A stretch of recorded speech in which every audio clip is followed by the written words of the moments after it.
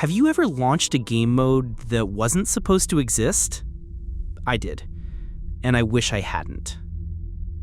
The first thing I noticed wasn't the graphics, it was the sound. A low, guttural hum that rattled my headset, like someone whispering inside the wires.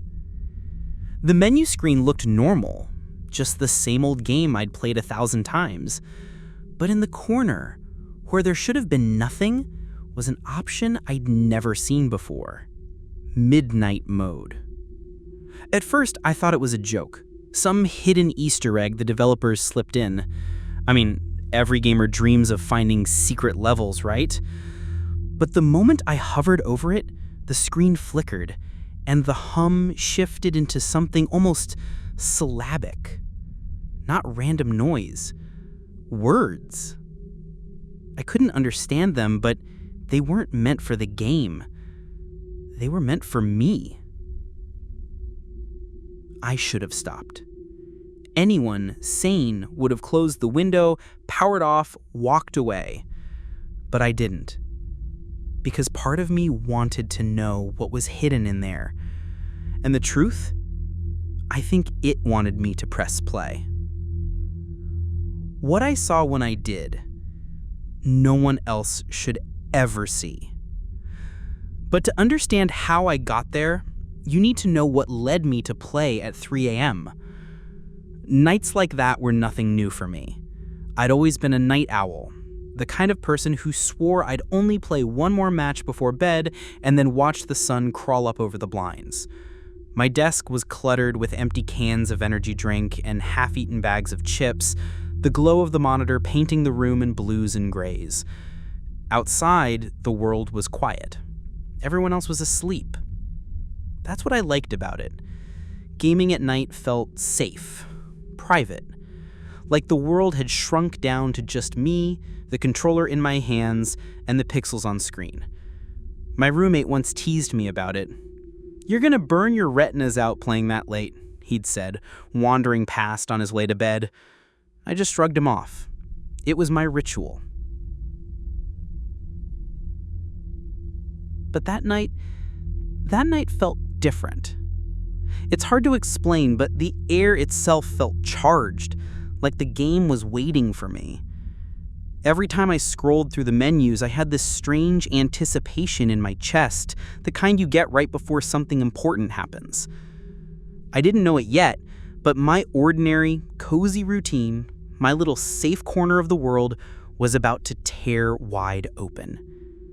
Because hidden in the familiar menus of the game I'd played for years, I was about to stumble onto something no one else was meant to find.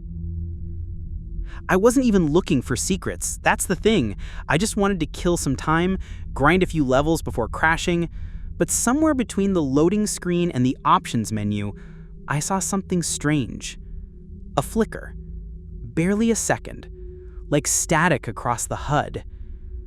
I thought my eyes were playing tricks on me, so I backed out, clicked back in, and that's when I noticed it. A faint gray option tucked in the corner of the screen.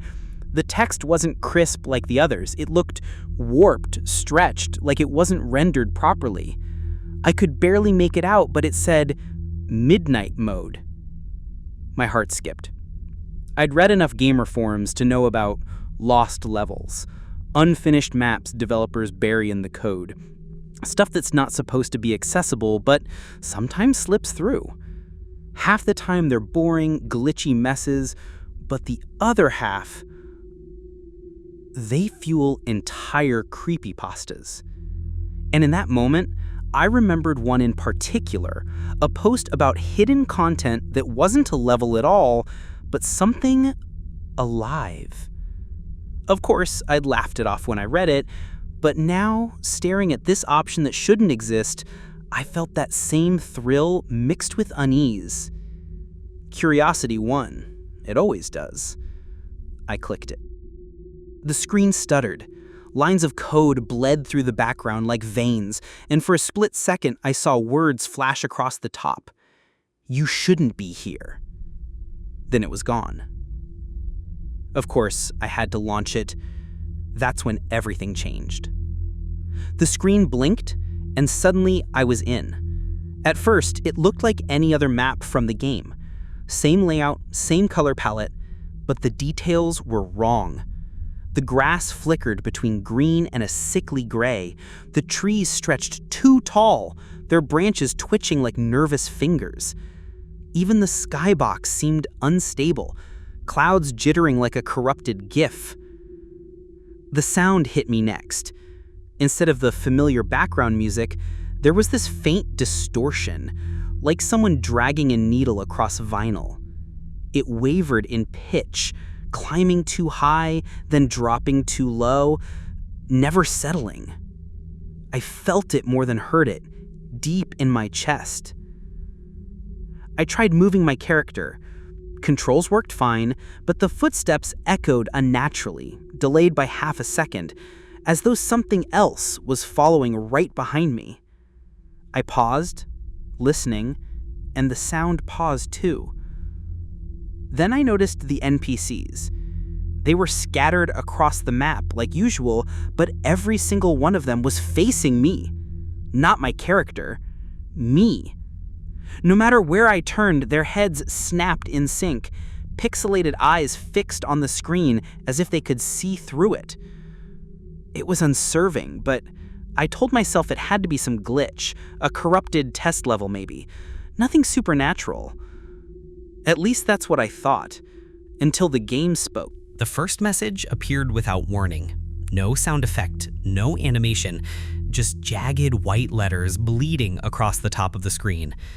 Do not look back. I froze. It didn't feel like a tutorial hint or a debug note.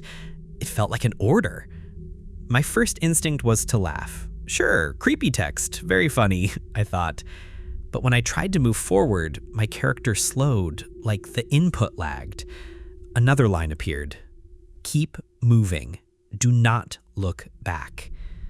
That should have been enough to make me obey, but curiosity is a sickness, isn't it? Against every shred of instinct, I flicked the joystick to turn around. The world glitched. The textures warped like stretched rubber, and for one impossible second, I wasn't staring at pixels. I was staring at something else. A figure, tall and distorted, hovering just out of focus behind my character. Its face was a blur, but I swear it was smiling.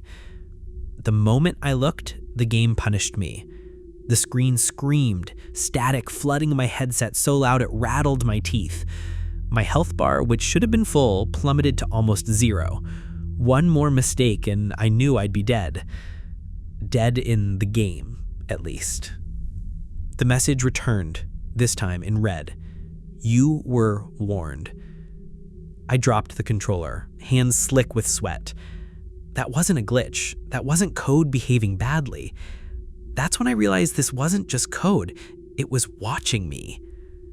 I yanked my headset off, convinced the static was just too much volume, maybe a blown driver.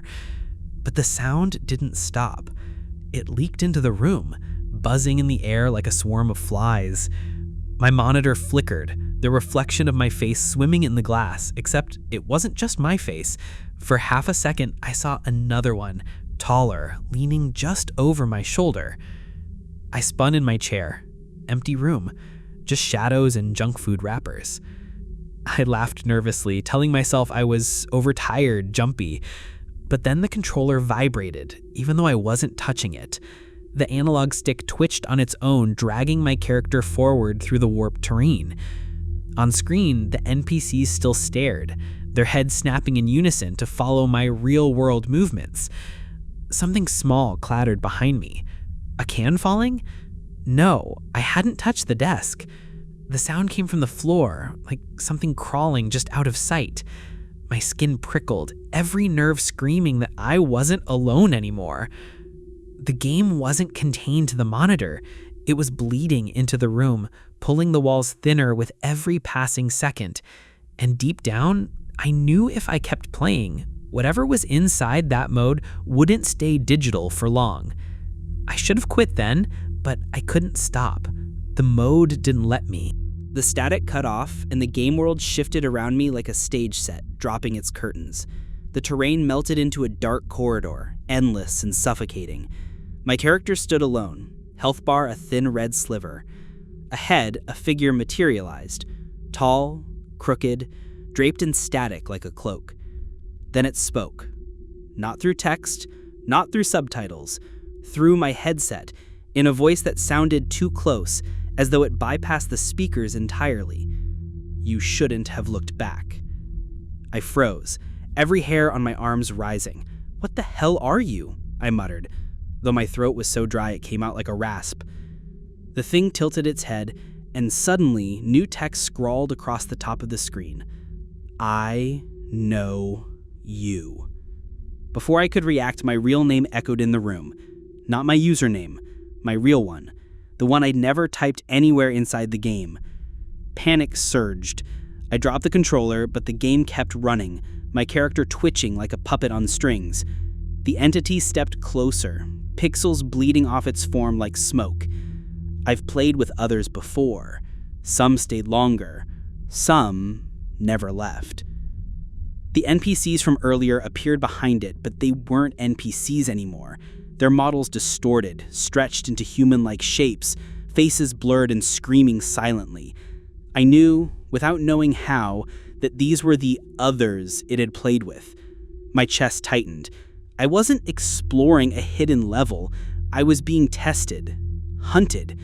And if I didn't find a way out soon, I'd join the rest of them, frozen in the code forever. I snatched the controller back, desperate, trembling. I had to escape. I slammed the pause button. Nothing. The menu didn't appear. My character kept moving forward, pulled by invisible strings. Heart pounding, I yanked the power cord from the wall. The monitor went black. For a second. Then it flickered back on, bathing the room in pale light. The entity still standing there, closer than before.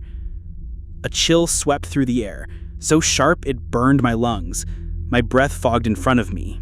The static returned, buzzing against my skull, vibrating in my teeth.